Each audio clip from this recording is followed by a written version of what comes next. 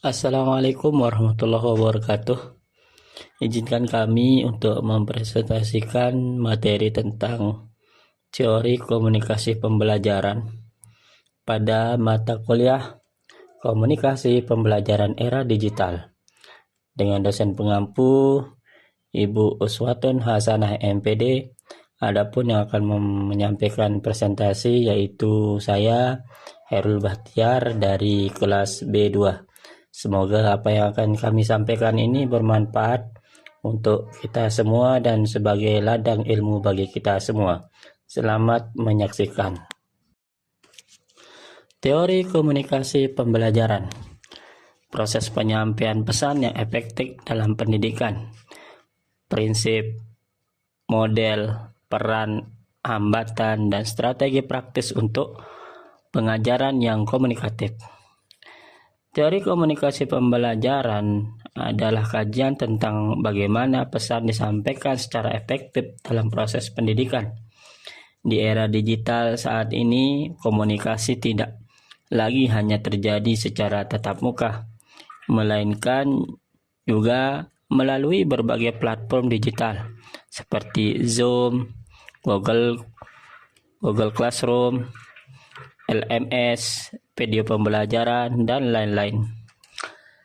Adapun materi ini membahas secara komprehensif tentang prinsip-prinsip dasar komunikasi yang efektif, model-model komunikasi, peran guru dan siswa, hambatan-hambatan yang mungkin muncul, serta strategi praktis untuk meningkatkan kualitas pengajaran. Tujuannya adalah membantu pendidik menciptakan proses pembelajaran yang tidak hanya menyampaikan pengetahuan, tetapi juga membangun pemahaman bersama dan manajemen siswa. Aspek komunikasi pembelajaran. Berdasarkan definisi utama dari komunikasi pembelajaran, yaitu komunikasi pembelajaran adalah proses penyampaian konsep, keterampilan, sikap, dan nilai dari pendidik kepada peserta didik atau antar peserta didik dengan tujuan mencapai hasil pembelajaran secara efektif. Adapun aspek-aspeknya yaitu yang pertama, aspek komunikasi. Proses dua arah, pengiriman pesan, penerimaan, dan umpan balik. Aspek ini bersifat dua arah atau tidak hanya guru yang berbicara, melainkan siswa atau peserta didik juga ikut berkontribusi dalam melancarkan pembelajaran, yaitu meliputi pengiriman pesan, penerimaan, umpan balik atau feedback. Aspek yang kedua yaitu pembelajaran. Perubahan pengetahuan, keterampilan, dan sikap sebagai hasil interaksi. Ini terjadi perubahan nyata pada siswa, pengetahuan bertambah, keterampilan meningkat, sikap dan nilai berubah positif. Aspek yang ketiga adalah pemahaman bersama. Mencapai pemahaman bersama atau shared understanding antara guru dan siswa. Bukan hanya siswa mendengarkan, tapi guru dan siswa benar-benar sama-sama mengerti apa yang disampaikan. Relevansi era digital, yaitu di pembelajaran daring, mencapai shared understanding menjadi lebih sulit karena kurangnya interaksi langsung, sehingga guru harus lebih kreatif menggunakan tools digital. Model-model komunikasi klasik. Memperkenalkan 3 model pondasi teori komunikasi.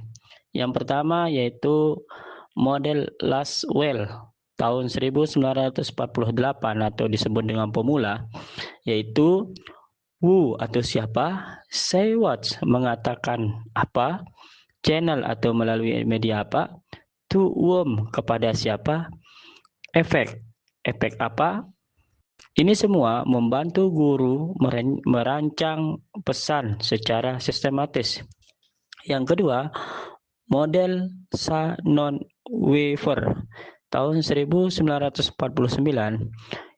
atau bisa disebut dengan model teknis yaitu source, encoder, channel, decoder atau destination, dan noise atau gangguan.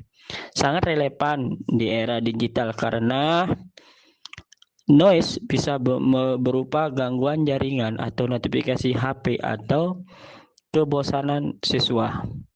Selanjutnya yang terakhir yaitu model SECHAM, menekankan field of experience atau latar belakang pengalaman.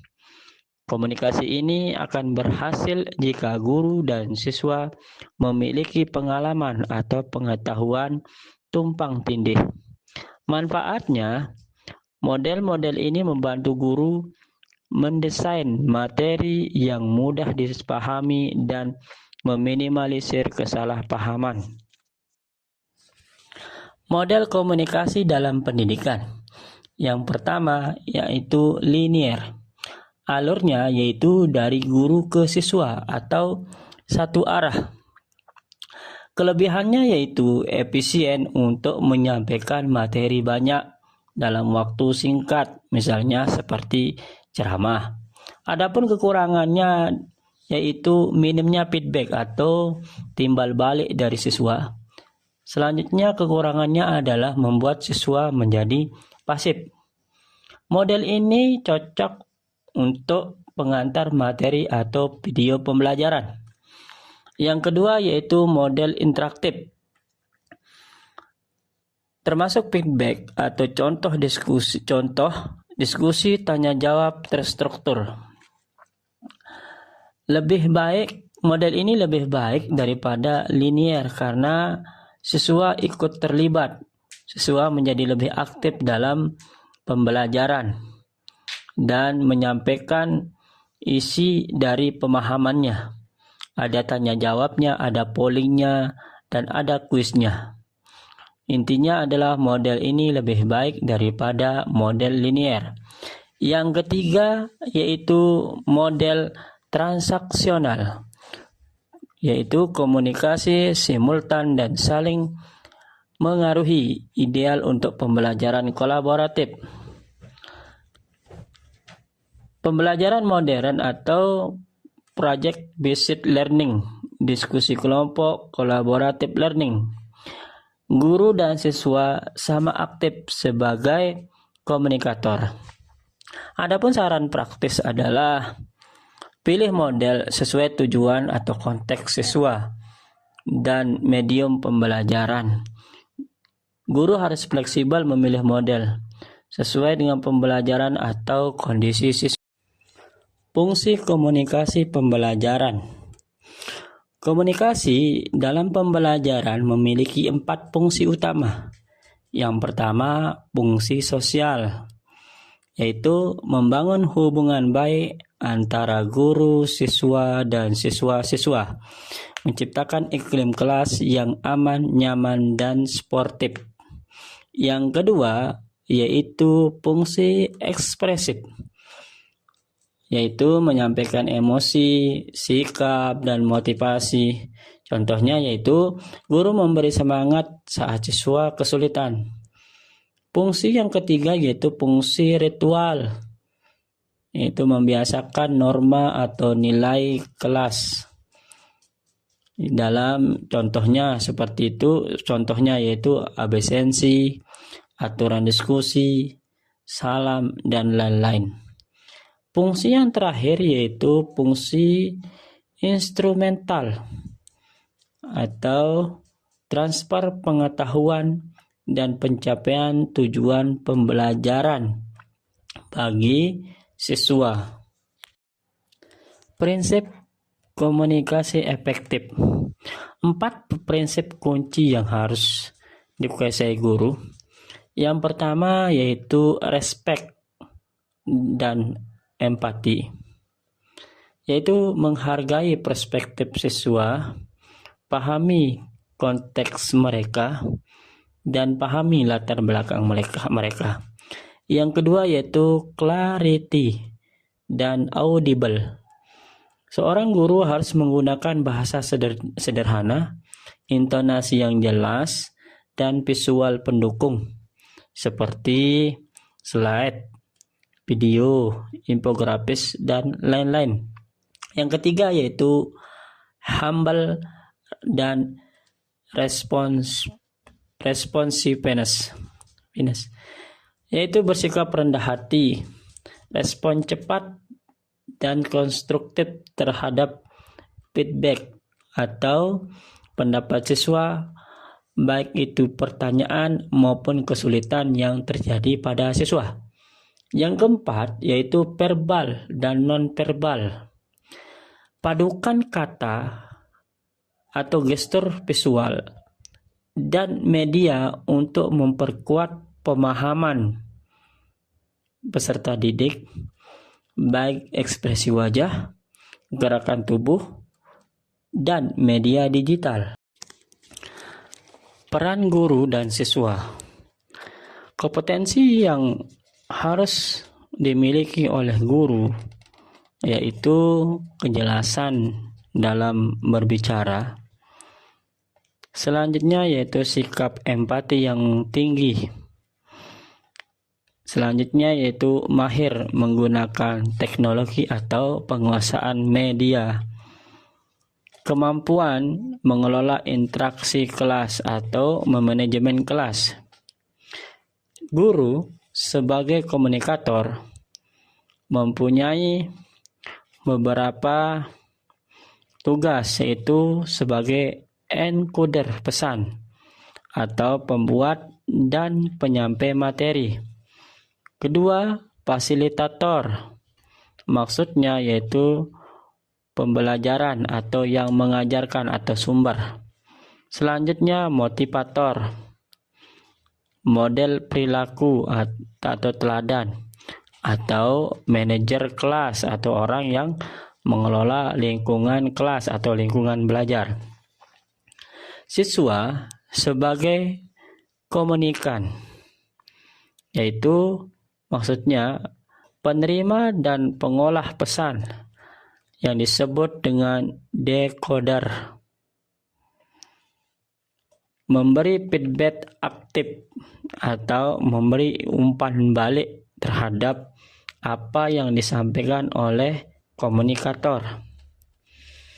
Peserta aktif bertanya, mendiskusikan, dan bereksperimen terhadap apa yang telah disampaikan oleh guru. Di sini peserta didik diharuskan untuk aktif dalam menerima pembelajaran. Hambatan dan solusi.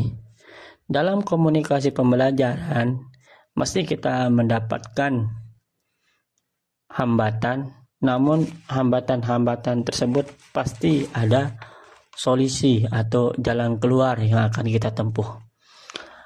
Adapun hambatan yang sering muncul yaitu yang pertama, hambatan semantik atau siswa salah paham arti kata atau konsep. Solusinya adalah berikan definisi yang jelas serta contoh yang nyata atau kontekstual. Yang kedua, hambatan psikologis. Siswa takut salah, malu, bosan, atau tidak termotivasi. Solusinya adalah ciptakan suasana aman, beri apresiasi dan variasi aktivitas dalam setiap pembelajaran. Atau kita harus bisa menghidupkan kelas. Hambatan yang ketiga yaitu hambatan fisik atau teknis. Ini sangat relevan di era digital. Mana itu hambatannya? Yang pertama yaitu ada suara jelek, internet putus-putus, layar kecil, tampilan buram, mati lampu, dan seterusnya. Adapun solusinya yaitu gunakanlah multi channel seperti video, chat, materi PDF, dan jangan lupa sediakan file backup-nya agar nanti ketika terjadi hambatan atau hal yang tidak diinginkan, file masih tersimpan dengan rapi. Hambatan yang terakhir yaitu hambatan budaya. Hambatan budaya yaitu perbedaan latar belakang budaya peserta didik dengan pendidik dari segi bahasa atau nilai. Contohnya dalam berbahasa, karena di suatu daerah dengan daerah lain bahasa itu berbeda-beda. Namun di balik semua itu ada solusi, yaitu bersikap inklusif, gunakan contoh yang beragam, dan seorang pendidik harus beradaptasi dengan bahasa di sekelilingnya.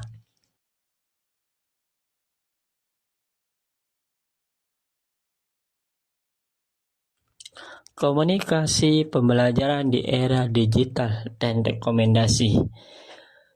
Pembelajaran di era digital, semua guru dituntut bisa belajar secara digital. Oleh karena itu, kami merekomendasikan beberapa rekomendasi. Yang pertama yaitu latih guru, yaitu pelatihan komunikasi pedagogis, desain pesan, dan penggunaan media lainnya. Dan banyak lagi penggunaan tools teknologi.